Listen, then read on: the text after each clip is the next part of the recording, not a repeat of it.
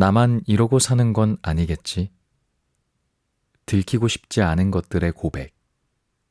김승지음. 출판사. 꿈꾸는 인생. 프롤로그. 들키고 싶지 않은 것들의 고백. 2019년은 내 삶에서 가장 힘든 한 해였다. 기대 반 걱정 반으로 시작한 프리랜서 생활이 걱정만으로 가득해지기까지는 그리 오래 걸리지 않았다. 들어오는 일은 별로 없고 주머니 사정에 비해 돈이 나갈 일은 많았다. 글쓰기가 아닌 다른 일을 할까 하다가도 그럴 거면 왜 퇴사를 했을까 하는 미련한 고민을 이어나갔다.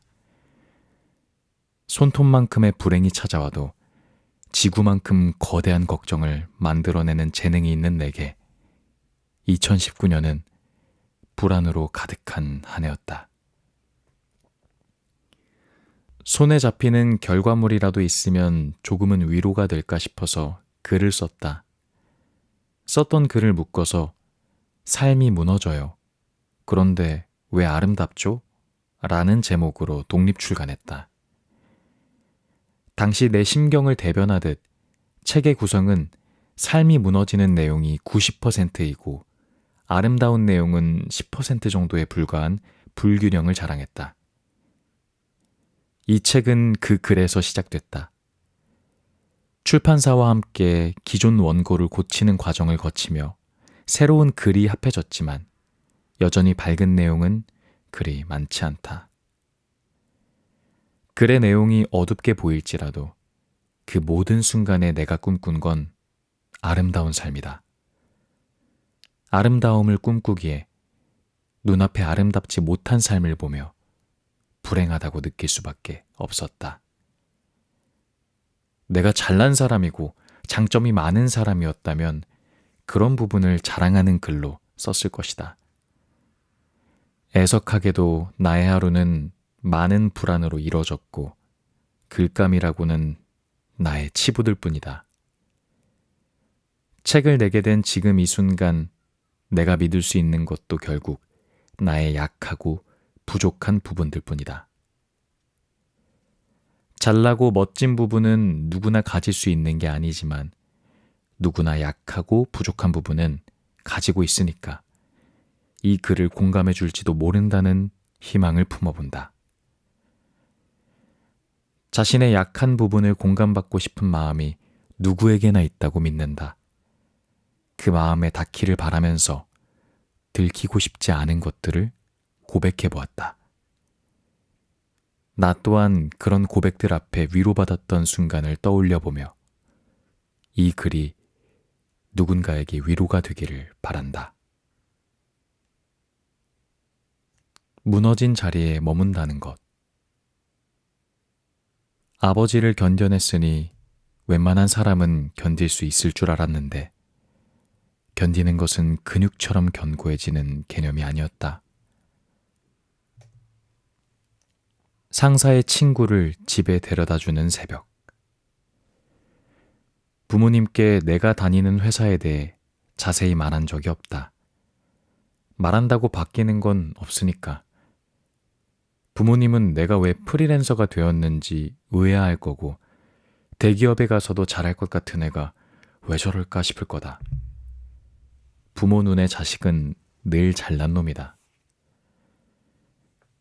회사에서 좋은 경험을 많이 못 해본 게 프리랜서로 전향한 가장 큰 이유다. 첫 회사에서는 야근이 당연했다. 일주일에 70시간 정도 일하는 걸 훈장처럼 여겼다.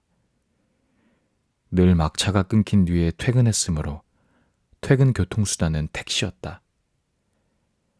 선릉역 근처에서 다른 이들과 경쟁하듯 택시를 기다리는 날이 많았다. 택시가 안 잡혀서 성수대교까지 걸어간 날도 있었다. 지금 이야기하려는 그날도 새벽에 택시를 탔다. 성수대교를 절반쯤 건넜을 때 전화가 걸려온다. 발신자의 이름을 확인하지 않아도 누군지 알 수 있다. 내가 모시는 팀장이다. 모신다는 표현은 과장이 아니다. 진짜 미안한데 나 좀 도와줄 수 있어? 남편이랑 다 연락이 안 돼서 그런데 괜찮으면 청담 쪽으로 좀 와주라. 거절은 내게 없는 선택지다.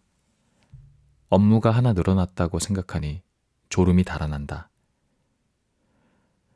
기사님, 죄송한데 유턴 좀 해주세요. 청담동을 지나서 간 적은 있지만 뚜렷한 목적을 가지고 청담동에 간 건 처음이다. 내가 보게 될 풍경이 청담동의 인상이 될 거다. 팀장이 보내준 주소로 가보니 고급스러운 술집이다. 카운터에 서 있는 연예인처럼 잘생긴 남자에게 팀장의 인상착의를 말하고 어디에 있는지 물었다. 남자가 말해준 방 안에 들어가니 팀장이 보인다. 테이블에는 예쁜 술병이 많다. 태어나서 처음 보는 술병들이다. 팀장 덕분에 많은 걸 새롭게 알아간다. 스탠딩 마이크도 있다. 조금만 일찍 왔으면 팀장이 노래하는 걸 봤을 수도 있다. 내가 탬버린을 쳤어야 했나? 팀장을 만족시키려면 무언가를 시키기 전에 알아서 미리 해야 한다. 번번이 실패하지만 일단 시도한다. 다행히도 이번엔 내가 할 일이 명확해 보인다. 방 한쪽에서 자는 저 사람을 목적지까지 데려다 주는 것. 저렇게까지 취하려면 얼마나 많은 술을 마셔야 할까? 취하기까지 얼마나 즐거웠을까? 조금 전까지 했던 업무들이 떠오른다. 팀장은 이곳에서 술을 마시고 노래를 하면서도 중간중간 내가 일을 잘하고 있는지 연락을 한 거다. 한 번에 두 가지 일을 하는 사람이 부럽다. 팀장은 나의 임무를 자신의 입으로 공표한다. 게임 속 퀘스트를 수행하는 캐릭터처럼 이제 이 일만 해결하면 집으로 돌아갈 수 있다. 해결하지 못하면 돌아갈 수 없다. 통성명도 없이 내 등에 업힌 사람은 내가 계속 알아들을 수 없는 말을 한다. 세상에는 모른 척 하려고 해도 귀에 쏙쏙 박히는 못난 단어들이 존재한다. 길에서 꽤 오랜 시간을 보내다가 겨우 택시를 잡는다. 택시를 잡기 힘든 건 청담도 마찬가지다. 방금까지 있던 청담동 술집보다 더 고급스러워 보이는 곳에 택시가 멈춘다. 이런 곳에 사는 사람도 있구나. 매달 주택청약 통장에 2만 원씩 넣고 있는 내게 이런 집은 구경하는 것조차 비용이 들 것 같다. 내가 업고 있는 사람은 이곳에서 어떤 삶을 살고 있을까? 비싼 술을 먹고 모르는 이의 등에 업혀서 집에 오는 게 낯선 일은 아닐 것 같다. 이런 사람과 친구로 지내는 팀장도 나와는 다른 사람인데 함께 일을 하고 있다. 너무 달라서 나를 혼내는 게 아닐까?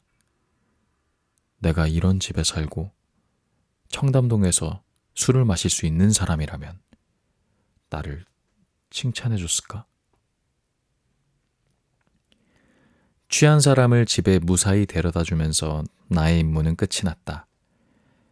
상사는 고맙다며 택시비로 5만 원짜리를 한 장 준다. 집까지 2만 원 정도 나올 테니 3만 원이 이번 임무의 보상이다. 주택 청약 통장에 넣을 돈과 편의점 도시락 2개를 사 먹을 돈이 생겼다. 야근 수당이 안 나오는 회사이므로 새벽에 가성비 좋은 아르바이트를 한 기분이다. 이 일에 대해서 회사에 말하지 않아야 한다는 것쯤은 알고 있다. 팀장 덕분에 그 정도 눈치는 생겼다. 팀장이 호출한 택시를 기다릴 동안 팀장의 이야기를 듣는다. 팀장이 욕을 하면 내 의지와 상관없이 맞장구를 치며 같이 욕을 한다. 속상하시겠어요. 힘드시겠네요. 그 사람 진짜 나쁜 사람이죠. 내가 어떻게 팀장을 두려워하게 됐는지 설명하려면 그곳에서 근무한 기간보다 더 긴 시간이 필요하다. 회사에 CCTV가 설치되어 있었으면 좋았을 텐데. 팀장이 떠난 뒤 내가 타고 갈 택시를 부른다. 몇 시간 전에 성수대교에서 유턴했던 택시를 타게 된다면 다시 성수대교를 넘게 된 사연을 변명하듯 말해야 하나? 차 안에서 내일, 아니 몇 시간 후에 내 모습을 생각한다. 눈 뜨자마자 회사 메신저를 확인하고 출근 준비를 한다. 회사에서는 마치 매일 할당량이 있기라도 한 것처럼 팀장에게 혼이 난다. 지난주에는 회사 근처 카페에서 너무 큰 소리로 혼나서 앞으로 그 카페는 못 갈 것 같다. 내게 서류를 던지는 모습까지는 못 봤으면 좋겠는데 이미 본 것 같다. 정시에 퇴근한 팀장이 남겨둔 업무를 새벽까지 처리하고 새벽에도 카톡이 올까봐 긴장하며 잠이 든다. 업무에 대한 권리는 없지만 책임은 져야 하고 처음 하는 일이지만 완벽하게 해내지 못하면 비난을 받는다. 팀장은 자신의 실수에는 관대하지만 내가 저지른 실수에는 폭언을 퍼붓고 똑같은 아이디어도 내가 말하면 한 귀로 흘리고 대표가 흘리듯 말하면 주워 담아서 실행에 옮긴다. 팀장은 그런 사람이다. 새벽에 성수대교를 2번 넘은 건 처음이었다. 그날 낮에 점심을 먹으러 가는 길에 신호등을 기다리면서 죽지 않을 정도의 교통사고가 나서 좀 쉬고 싶다. 라고 농담처럼 말했다. 풀린 눈으로 입만 웃으며 하는 이야기가 남들 눈에 그저 농담처럼 보였을까? 그냥 구해달라고 노골적으로 말했다면 어땠을까? 내가 아이였을 때 성수대교가 무너지는 일이 있었다. 튼튼한 다리가 무너질 거라고 누가 예상이나 했는가? 나는 내 삶이 이런 식으로 무너질 거라고 예상한 적이 없다. 그래서 넌 왜 이렇게 무너졌냐고 묻는다면 대답할 말이 없다. 일을 마치고 집에 들어왔는데 새벽인 이걸 하루의 끝이라고 불러야 할지 또 다른 하루의 시작이라고 불러야 할지 알 수 없는 날들이었다. 고된 하루가 끝나고 희망찬 하루가 시작되면 좋았을 텐데 고된 삶이 연달아서 진행되는 가운데 죽지 않을 만큼의 휴식이 주어졌다. 입사 초에 회사 생활에 들떠서 동생에게 자랑하듯 말하는 것도 며칠을 넘지 못했다. 산송장처럼 집과 회사를 오갔다. 며칠 뒤 용기를 내어 회사 사람과 면담을 했다. 어디서부터 이야기를 해야 할지 몰라서 그동안 있었던 몇 가지 일들을 말했다. 새벽에 청담동에 불려간 일은 말하지 않았다. 말을 하면서 생각했다. 살면서 한 번도 약자였던 적이 없는 이 사람에게 과연 내 이야기가 닿을까? 멍청하게 당하기만 하는 이의 사연이 자신과 상관없는 세계의 이야기로 들리지 않을까? 권위에 짓눌려서 저항하는 법을 잊은 노예 같은 상태의 내가 제대로 내 이야기를 전할 수나 있을까? 성인 대 성인인데 왜 그 사람 말을 듣고만 있어요? 몇 년간의 직장 생활 후에 프리랜서가 됐다. 새벽에 청담동으로 오라고 했던 상사 이후에도 이상한 상사들을 만났다. 내가 이상한 사람이어서 이런 일이 생기는 걸까? 힘들어서 도망쳤냐고 묻는다면 고개를 끄덕일 거다. 나는 이상한 사람이 아니라 도망친 사람이다.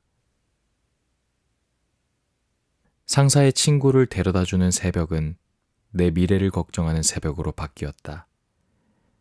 그때나 지금이나 걱정이 많고 하루의 끝에 집에 있는 것은 똑같다. 그리고 집에는 가족이 있다. 도망쳐 나와서 마주한 가족이 마냥 편하지만은 않다. 낮아진 자존감으로 마주한 가족은 분명 다르게 느껴진다. 내 삶에서 첫 번째 악역을 맡은 아버지와도 함께 오랜 시간을 보내는 중이다. 가족 덕분에 버텼다고 훈훈한 이야기를 하면 좋겠지만 변함없는 게 가족들 뿐이라서 여태껏 붙어 있는 게 아니겠느냐고 말한다. 나는 요즘 가족이랑 지내. 요즘 어떻게 지내? 지인과 만나면 의뢰 묻는 말이다. 솔직히 말하자면 요즘은 안부를 주고받는 게 부담스럽다. 대화거리가 될 만한 특별한 사건이 없기 때문이다. 나는 요즘 가족이랑 지내. 내가 할 수 있는 말은 이 정도다. 직장을 계속 다녔다면 매일 야근이야 죽겠어. 팀이 바뀌었어. 연봉 협상 망했어. 같은 말을 하지 않았을까. 프리랜서가 된 이후로는 일과 여가가 분리되지 않아 놀 때도 일하는 기분이 든다. 그러다 보니 무엇인가를 특별하다고 느끼기도 힘들다.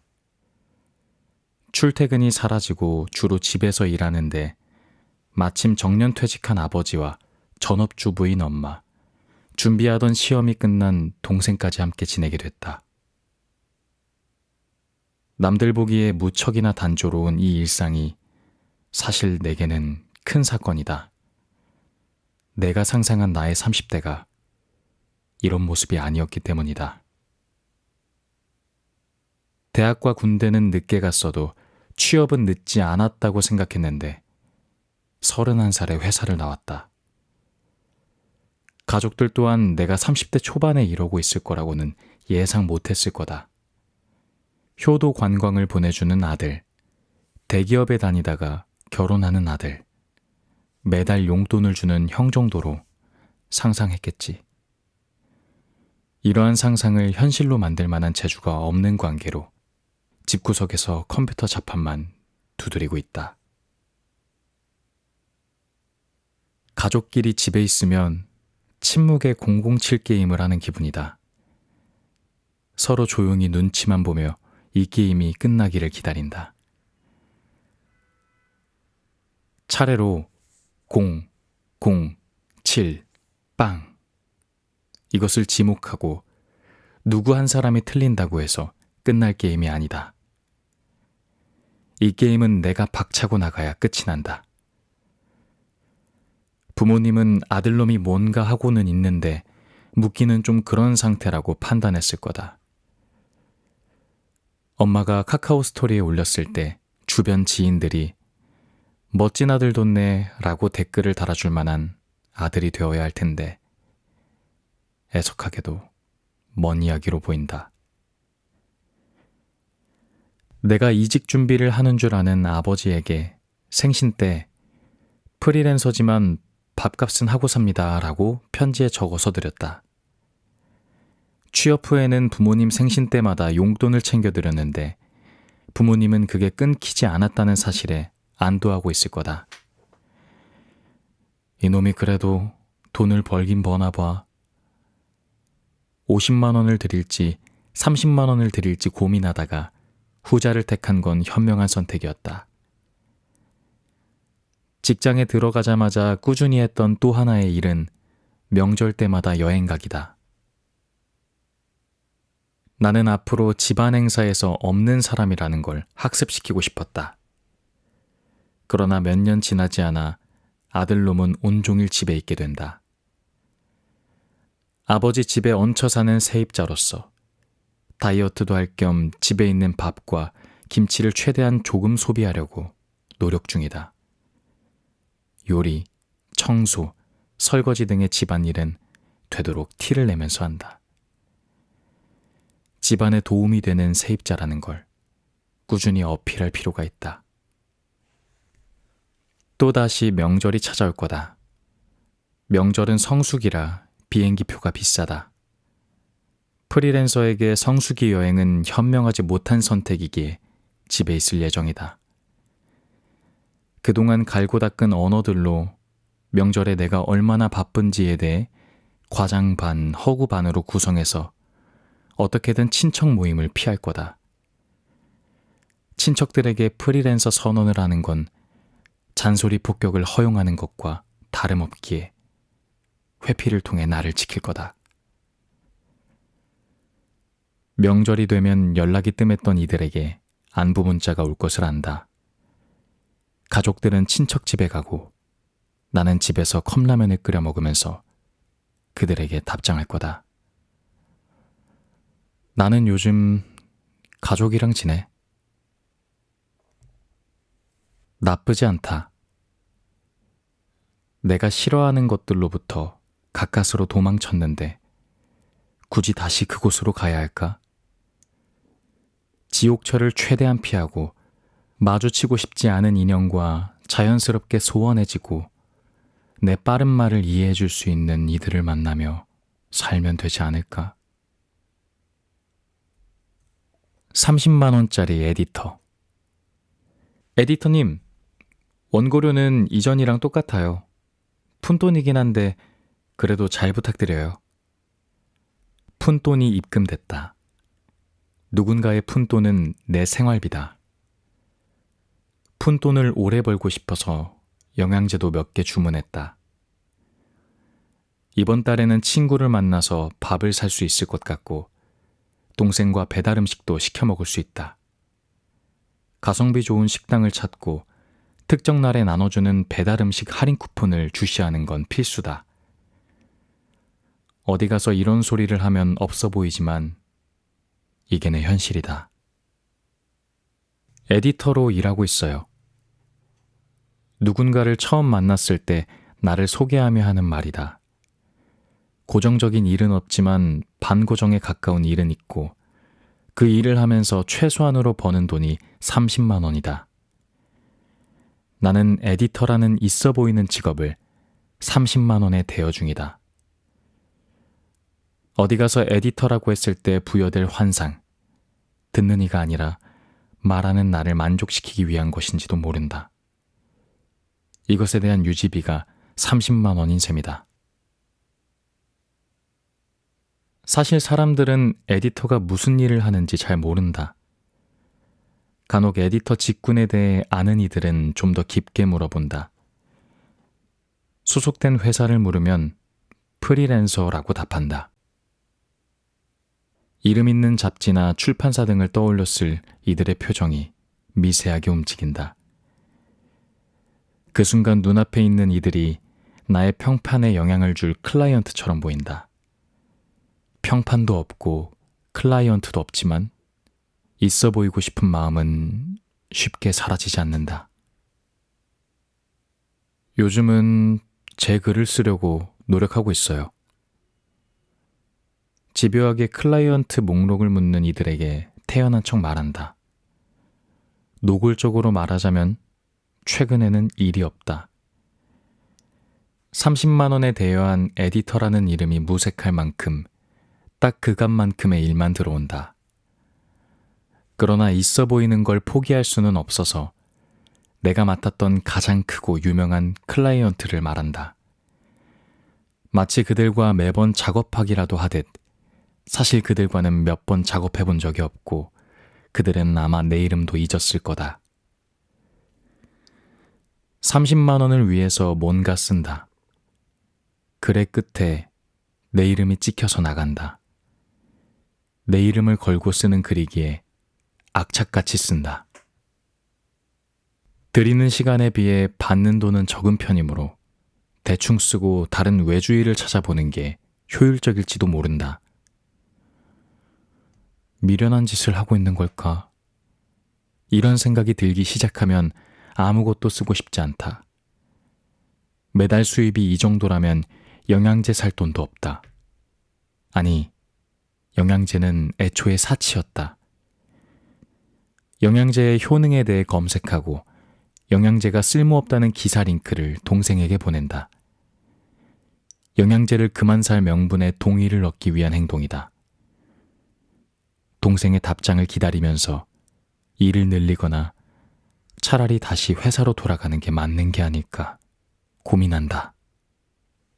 명함도 소속도 없지만 나는 에디터다. 어디서 일하냐고 물으면 프리랜서라고 답한다. 월 수입을 물으면 건당 받는다고 하고, 집요하게 물으면 했던 일 중에 가장 작업비가 높았던 것을 정기적인 수입인 것처럼 말한다. 풀어놓으면 참 없어 보이는데 압축해서 던지면 있어 보이는 직업이라서 오늘도 답한다. 나는 에디터다. 푼돈을 생활비로 쓰면서 있어 보이는데 힘을 쓰는 나는 에디터다. 아무리 느린 영화여도 2배속하지 않는. 영화글을 연재 중인데 간혹 마감에 임박해서 급하게 영화를 볼 때가 있다. 그럴 때면 2배속으로 영화를 볼까? 하는 유혹이 찾아온다. 러닝타임도 긴데 호흡마저 느린 영화를 보는 건 꽤나 지구력이 필요한 일이다. 속도감 있는 편집이 늘고 긴 러닝타임의 영상은 점점 사라지고 있다. 키보드에서 버튼 하나만 눌러도 영화의 장면은 금세 넘어간다. 그런데 바로 그 장면과 장면 사이에 몇 초를 가지고 감독은 몇 날 며칠을 고민했을지도 모른다. 감독이 고심 끝에 만든 세계가 그 세계의 속도와 리듬이 관객의 클릭 한 번으로 무너지는 거다. 롱테이크로 유명한 영화들이 있다.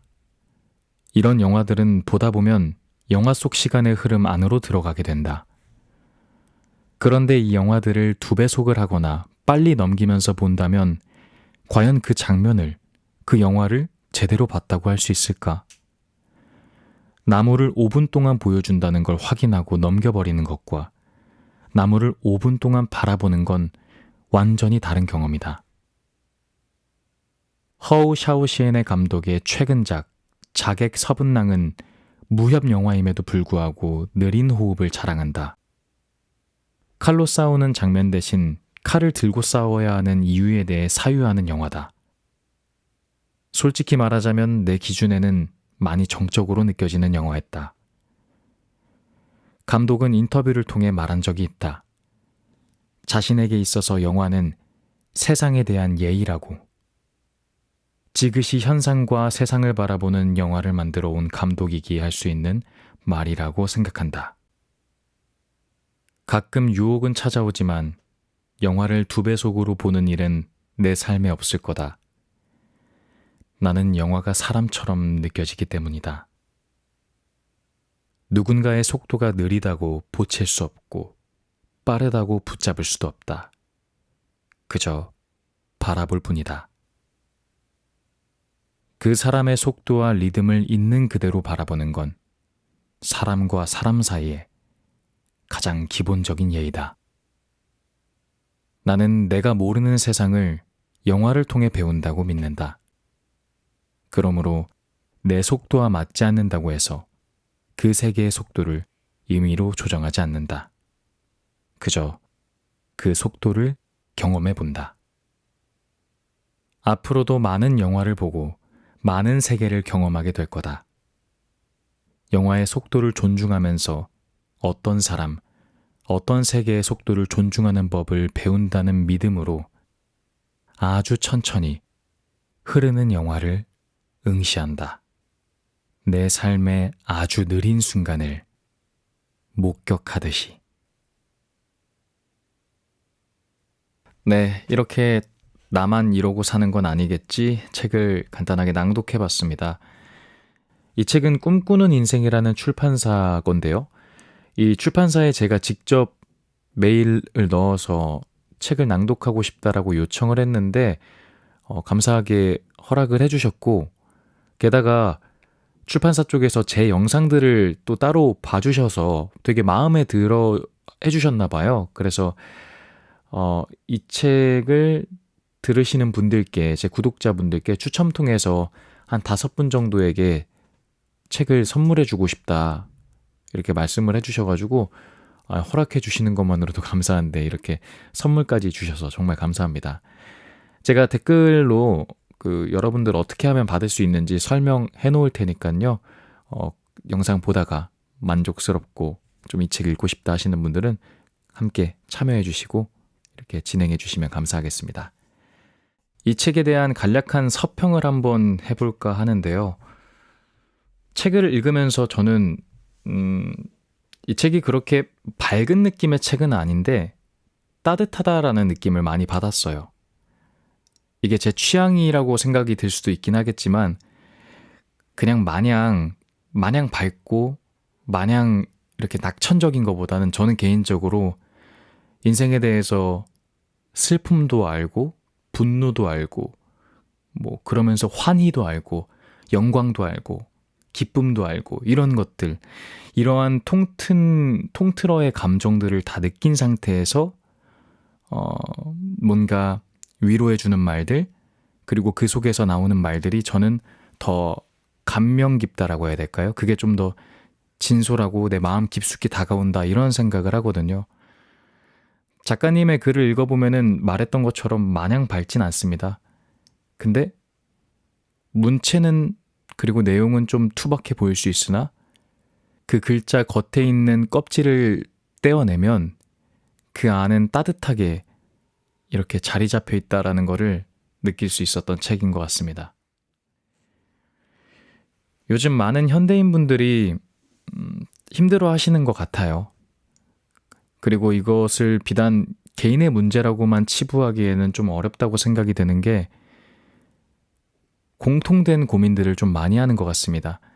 그 공통된 고민의 어떤 해당 사항이라고 말은 못하겠지만 그것을 방증하는 게 저는 이런 책이자, 그리고 저 같은 경우에 서점에 가면은 베스트셀러군 같은 걸 보면은 딱 어느 정도의 윤곽이 보이더라고요.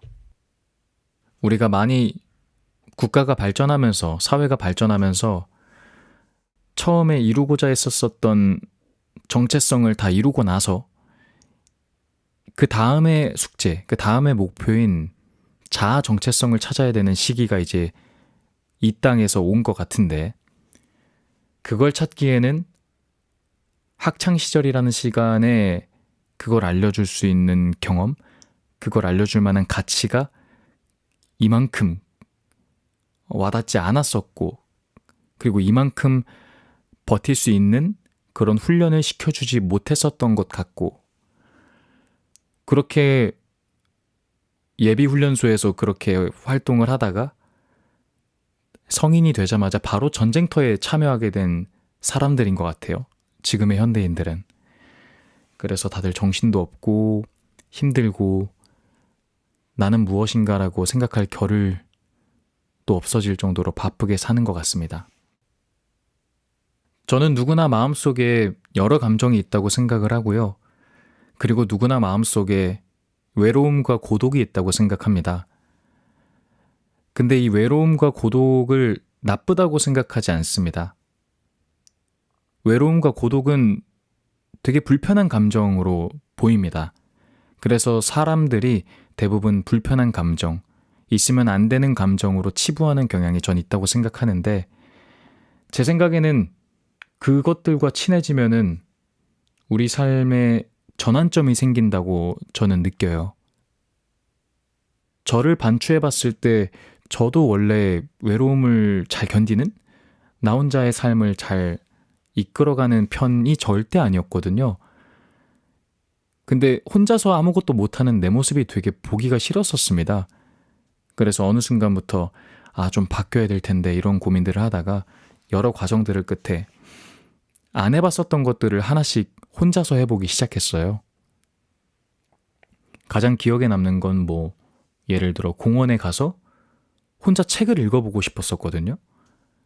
그러니까 누군가가 그렇게 하는 걸 본 적이 있고 아마 영화던가 드라마에서 간접적으로 또 봤을 수도 있기 때문에 제 무의식에 잔상이 남아 있었겠죠.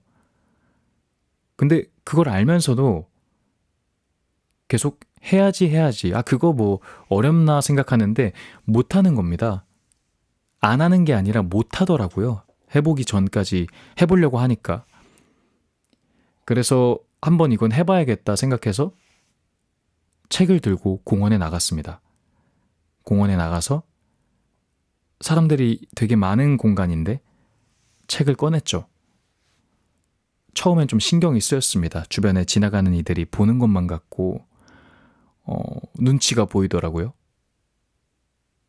그런데 감사하게도 날씨가 아주 적절했었고 밤이었었는데 조명도 좋았고요. 그리고 사람들이 이렇게 사뿐사뿐 지나가는 그 소리가 기분 나쁘지 않은 소음으로 들릴 정도로 딱 다가오더라고요. 그렇게 기분 좋은 추억을 하나 만들고 나니까 그 다음이 쉬워졌습니다. 그 다음에는 혼자서 공원에서 맥주를 마시면서 책을 읽어보고 싶다.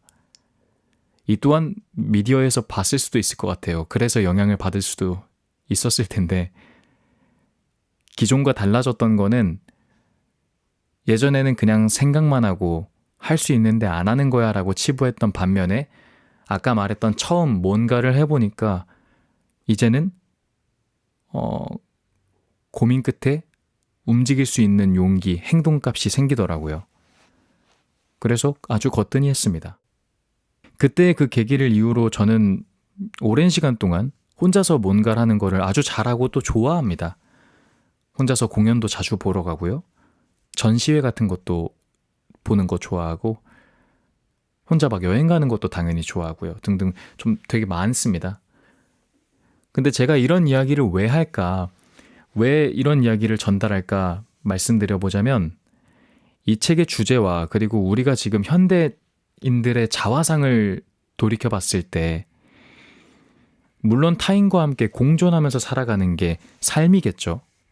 그런데 이제는 예전만큼 타인과 뭔가 함께 목표를 이루고 이것을 위해서 나의 무엇인가를 희생해야 된다라는 그런 정체성이 사라진 사회가 되었기 때문에 개개인의 목적, 개개인의 소망, 개개인의 욕망 같은 게 더 중시된 사회로 흘러가는 것 같아요. 이건 비단 한국뿐만이 아니라 많은 선진국들의 경향이라고 저는 생각합니다.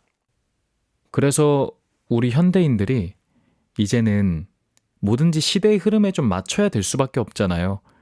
이게 어느 정도 다윈이 이야기했던 자연 선택 마냥 시대가 이렇게 흘러가고 있기 때문에 그런 우리가 연대하는 마음 이런 걸 아예 버리면서 살 수는 없지만 그렇게 살면 또 안 되지만 이제는 혼자 살아가는 법, 나로 살아가는 법을 꾸준히 연습하고 배워야 된다라는 생각이 들더라고요.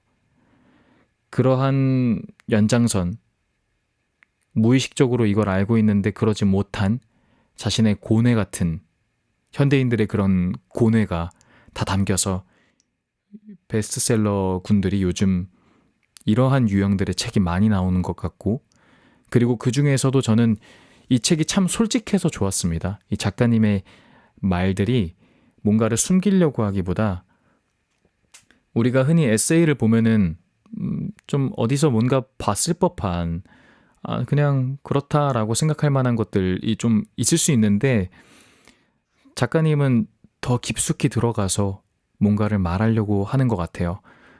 그리고 책을 읽어보신 분들은 아시겠지만 이제 에필로그랑 프롤로그 읽어보면은 작가님이 이 책에 대한 그 여정 그리고 자신의 결론 이런 것들을 아주 잘 냈습니다. 그래서 이 사람에 대한 흔적들을 쫓아갈 수 있는 기회가 되어서 한 사람의 삶을 또 배울 수 있으니까 좋고요.